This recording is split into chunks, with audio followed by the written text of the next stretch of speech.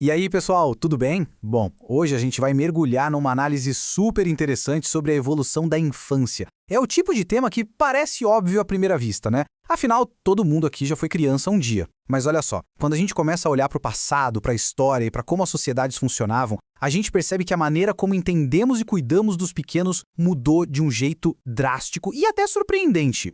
E isso traz logo de cara uma pergunta, no mínimo, provocativa. Será que a infância, do jeito que a gente conhece hoje, sempre existiu? Essa dúvida simples literalmente vira de cabeça para baixo algumas das nossas ideias mais enraizadas sobre a história humana.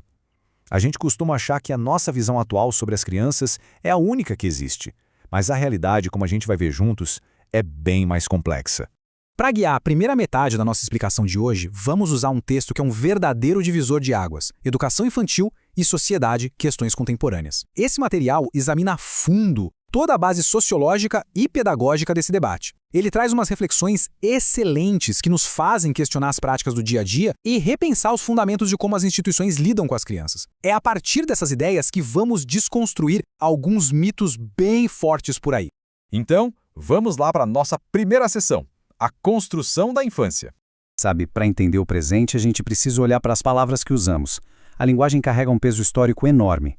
Pensem na palavra infância, por exemplo. Ela vem do latim infans, que, acreditem ou não, significa aquele que não fala ou sem fala. Olha que fascinante.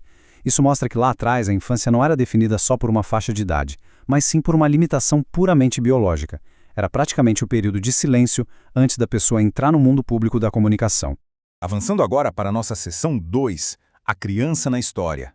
Deixando um pouco a linguística de lado, as evidências históricas entram em cena para despedaçar aquele mito popular de que as sociedades do passado não davam a mínima para as crianças. Tem um historiador francês famosíssimo, o Philippe Ariès, que chegou a afirmar que a Idade Média não tinha um conceito claro de infância. Mas calma lá, quando a gente rastreia a arte ao longo das eras, fica provado que sim, já existia uma consciência profunda sobre a particularidade das crianças há milênios. Vai desde 430 a.C. na Grécia Antiga, com uma cena emocionante de um menino se despedindo da mãe, passando por pinturas medievais chinesas de crianças brincando, até chegar à modernidade, quando os sistemas educacionais começaram a ser organizados por idade.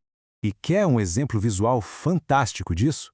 Olhem os detalhes impressionantes deste sarcófago romano do menino Cornelius Satius, datado de 150 a 60 a.C.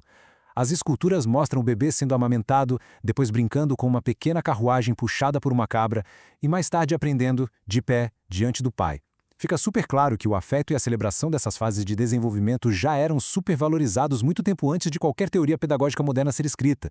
O que nos leva à seção 3, o nascimento do aluno. Conforme a sociedade foi se modernizando, o conceito de criança acabou se cruzando com a criação da escola formal. E aqui tem uma curiosidade excelente. Rola um boato super comum de que a palavra aluno significa aquele sem luz. Pois é, podem esquecer isso. Na verdade, a origem vem do latim alo, que quer dizer nutrir, cuidar ou sustentar. O grande lance aqui é perceber que a raiz da palavra enfatiza que a educação é, na sua essência, um ato de nutrição.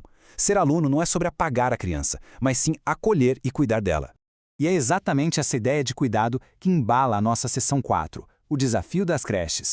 Colocar crianças pequenas num ambiente institucional logo nos primeiros anos de vida traz desafios gigantes. Tem um debate super comum por aí que cria uma divisão que, sinceramente, é uma falsa dicotomia.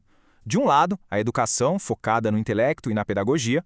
Do outro, a assistência, que é o cuidado físico e a higiene. Gente, é simplesmente impossível separar as duas coisas. Para ter uma pedagogia de verdade numa creche, é preciso cuidar tanto do desenvolvimento mental quanto das necessidades físicas de um corpinho que ainda está aprendendo a se cuidar. Para deixar isso ainda mais palpável, vamos para a nossa seção 5, a realidade em Rondonópolis. Se alguém ainda acha que assistência e higiene são temas secundários no ambiente pré-escolar, a gente precisa olhar para um choque de realidade biológica. Este é um estudo de 2016, feito num Centro Municipal de Educação Infantil lá em Rondonópolis, Mato Grosso. Eles avaliaram crianças de 4 a 6 anos, focando em infecções por enteroparasitas. E os resultados são um baita alerta. Das crianças analisadas no estudo, mais de 17% testaram positivo para essas infecções.